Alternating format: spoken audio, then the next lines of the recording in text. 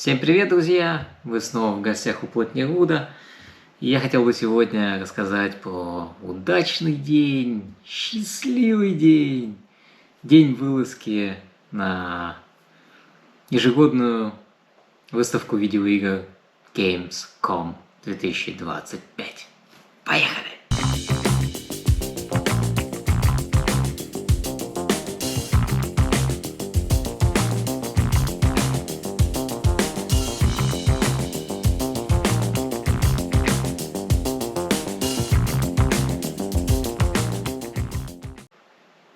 Итак, первым делом я ломанулся, так скажем, в зал номер 9, где находились Nintendo и Capcom. Они соседствовали, прекрасный тандем у них получился. И, то есть, Capcom в этом году они приехали, с тремя крупными проектами. То есть, это Pragmata, во-первых. Во-вторых, это Анимуша. И в-третьих, естественно, Resident Evil. Resident Evil 9. Это вам не просто так. Накануне я видел демку Resident Evil 9 и думал, в принципе, что этой демкой, наверное, и на Gamescom будут кормить. Не знаю, что там было внутри, потому что я туда, к сожалению, не попал. Я приехал маленько поздновато, и уже очередь была такая большая, что чувак мне говорит, там, сям, ты должен вставать, и тут, ждать. Я посмотрел на очередь, это была очень большая очередь. Поэтому я решил пошвырнуться по залу 6, 7 и 8, где, в принципе, тоже было много чего интересного. В частности, такие игры, как Anno, были большие стенды. У Бэтмена в этом году прям огромный стенд. Еще такая машинка стояла.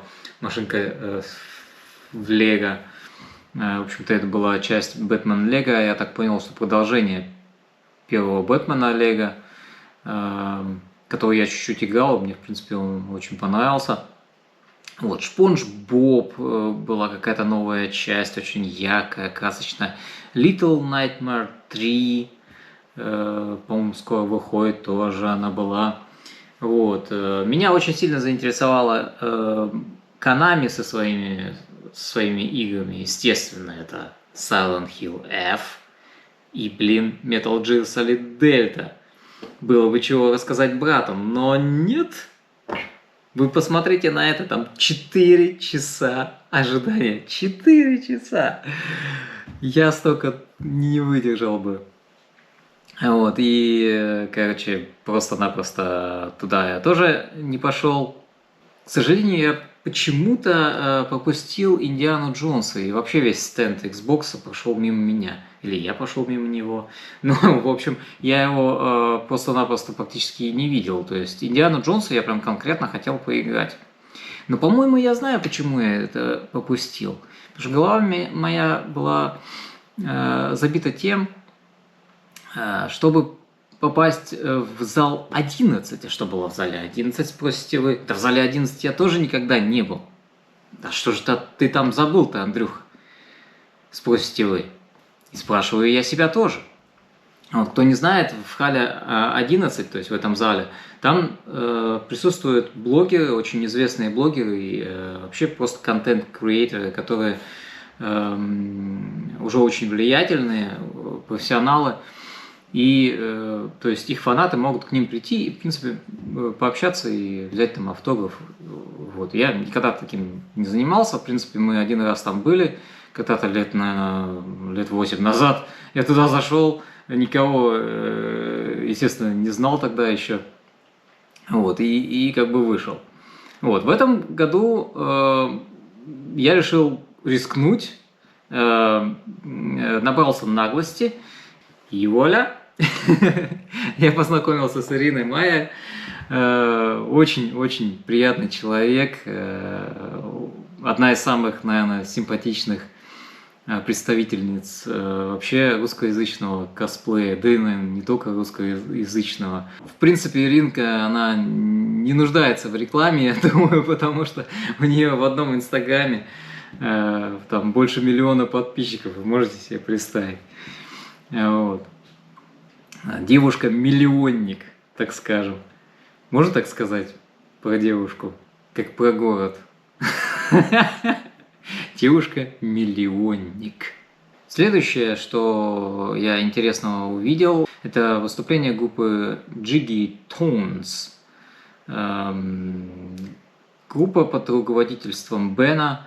Они делают классную музыку, и они, короче, делают каверы саундтреков из игрушек, которые я обожаю. Кто давно на канале, тот знает, у меня куча саундтреков, коллекция есть на виниле. Я постоянно слушаю через Spotify, на YouTube. У меня, в принципе, я саундтреки слушаю даже больше, чем обычные песни. Вот. И ребята очень классно сделали. Особенно мне понравилось Alan Wake 2 вообще. Блин, почти в один они зафигачили.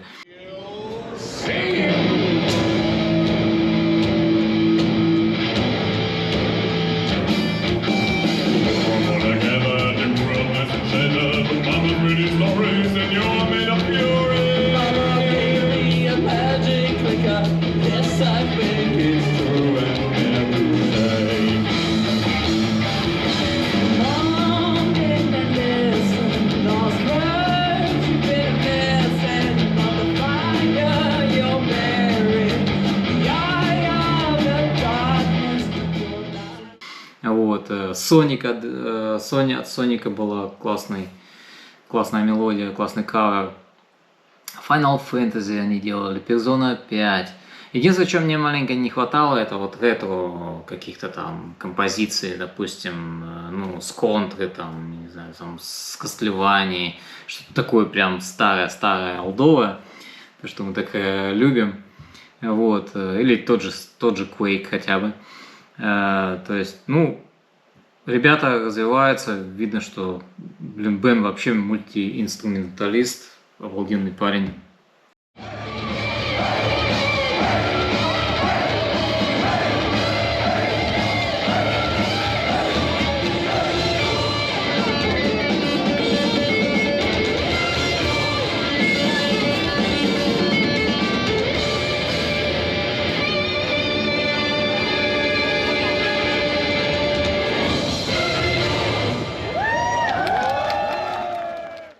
Спасибо огромное за такую силищу и такое классное выступление. Я прям кайфанул. Очень интересно было увидеть стенд с УСК. Прям работники УСК приехали, привезли брошюры такие интересные, которые я уже частично прочитал. Мне было интересно, что же за профессия такая, которая вот это вот вообще все делают. Не только у нас это контроль видеоигр и вообще медиа, с какого можно, то есть возраста, играть в какую-то определенную игру. Мне всегда было интересно, кто же этим занимается. Оказалось, я прям подошел, спросил, мне рассказали, что, оказывается, называется эта профессия, короче говоря, Шпилезихтер. Шпилезихтер. То есть я ее перевел как игросмотритель. Так вот эти игросмотрители, это в принципе они набирают из студентов, кто-то, как подработка такая, да, у людей. То есть это не главная профессия, то есть вот эти сами игроки, которые они на добровольной основе, так скажем, вот это вот слово ehrenamtlich, да, переводится как на добровольной основе они делают это и презентируют потом комиссии свои вот эти результаты, какие-то сцены там, то есть все это они должны сформулировать, обосновать. Комиссия решает и отправляет это, как я понял, в Oberste Landesjugendbehörde, ОЛЮБ. И получается, что вот этот вот ОЛЮБ, это Behörde, оно выставляет какую-то оценку там Либо это будет 12, либо это будет 16, либо это будет 18, либо это вообще 0. Там были интересные всякие игры, то есть нужно было поставить, там, допустим, покемон, вот, игра, какой у него УСК, допустим, 0 там, или 12. В общем, классный стенд, мне понравилось, пообщался с ними. Так что, если вы, допустим, студент и учитесь недалеко от Берлина, потому что, почему это важно, потому что, как мне объяснили, некоторые игры вообще не покидают здание вот этого УСК. УСК находится в Берлине, и некоторые игры, то есть, которые туда присылаются, они не имеют права, пока им не поставят какую-то оценку, они не имеют права покинуть это здание, поэтому ты приезжаешь на выходных или в какое-то другое время свободное, и то есть наигрываешь, потом делаешь отчет и отдаешь это, то есть делаешь презентацию комиссии. То есть даже такая как бы секретная организация. Вот. Очень интересная штука, кто молодым, так вообще прям, если студентам, вот так вот, я бы с удовольствием бы этим занялся. И перед тем, как мы перейдем к главной вишенке на торте, я упомяну еще немножко ретро-бирай. То есть в ретро я, в принципе, очень мало там сидел, потому что день был насыщенный. И в ретро я там, в принципе, только пробежался, посмотрел, новенького такого, что прям совсем ничего нету. Как вообще может быть в ретро что-то новенькое? Вот я сказанул. Одна попалась мне Settlers, какие-то интересная версия попалась на Commodore 64, по-моему. Вот. И еще попалась на этом же Commodore, стоял еще Amiga, какая-то интересная версия Аладдина. Вот я в него там как-то поиграл одной рукой играл, одной рукой снимал. Вот. В принципе-то я потом туда уже больше не поднимался. Она находится обычно она находится в HAL-е 10. Да. Вот, а в HAL-е 5 находится, как правило, мерчендайз, то есть мерч, всякие статуэтки, футболки. В принципе, тоже я себе ничего не купил. Я понял, что мне туда, в принципе, вообще не надо, потому что, фигурки я раньше покупал, у меня пара уже сломалась, и я как-то потерял к этому абсолютно интерес. Единственная фигурка, которая у меня есть, это у меня от Зельды осталась еще. Остальные поломались, короче говоря, и не склеишь там ничего, пришлось выкинуть. Вот, и поэтому смысл, зачем вам фигурка Ведьмака за 4000, у которого отпадет нос?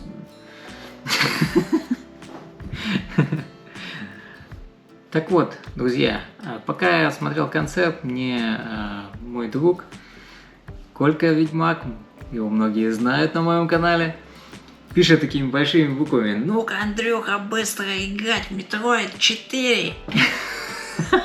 Я ему пишу: «Да какой Metroid 4? Там Metroid 4 надо 4 часа, ждать, чтобы в него поиграть». Он: «Да, это тебе так кажется, это все быстрее, все происходит».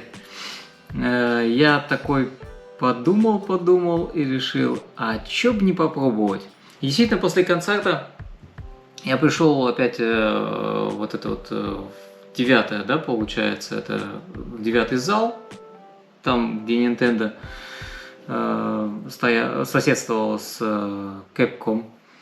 И народу действительно было уже меньше на стенде Метроида. Я встал, сначала спросил, сколько будет ожидание. Там мне сказали, что где-то 1,5 часа. Примерно так, 1,5 часа я, в принципе, подождал и записал для вас Metroid 4. Немножко геймплея на канале. И поэтому наглость — это второе счастье, потому что если бы я бы не спросил, я бы даже не знал, что, оказывается, можно записывать геймплей. Главное, чтобы ты был в кадре, то есть главное, чтобы было видно не только телевизор, а игрока, то есть тот, кто играет. Вот, и ребята мне разрешили, я записал. Единственное, извиняюсь за мерцание экрана, потому что у меня камера пишет в 50 Гц, а телевизор работал, видно, в 60 Гц, поэтому там мерцание. Можно было переключить в 60, но тогда бы мерцал свет сверху. Ну, не суть. Самое главное, что у вас есть возможность немножко взглянуть на этот будущий шедевр, я надеюсь. Мне игра очень-очень понравилась. Блин, особенно вот эта вот мышка у Nintendo Switch 2, она очень классно работает, реально. Ну, смотрим.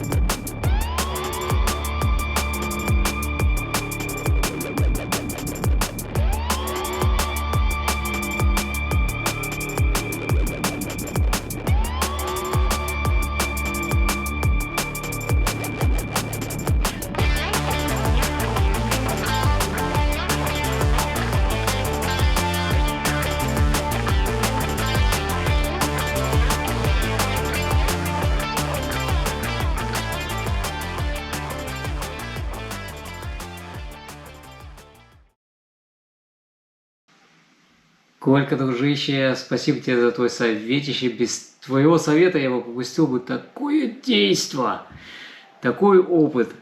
Очень понравилась мне игра. Классная вещь. Вот, и Nintendo Switch 2 выдает очень красивую, такую сочную картинку. Я надеюсь, что выйдет когда-нибудь Nintendo Switch 2 OLED, который я сразу возьму. Вместе с Metroid 4. И буду вспоминать те эмоции, которые я пережил на Gamescom 2025. Спасибо. У меня на этом все, друзья. Я надеюсь, что я смог немножко передать вам информации с Gamescom, передать вот этой чуточку радости от посещения этой выставки. Я надеюсь, что у меня получится в следующем году туда съездить. Gamescom 2026 уже звучит круто. Так что не забывайте подписываться на канал, ставьте лайки, чтобы не пропустить ничего. И мы не прощаемся, а говорим Auf Wiedersehen. Увидимся. Всем пока-пока.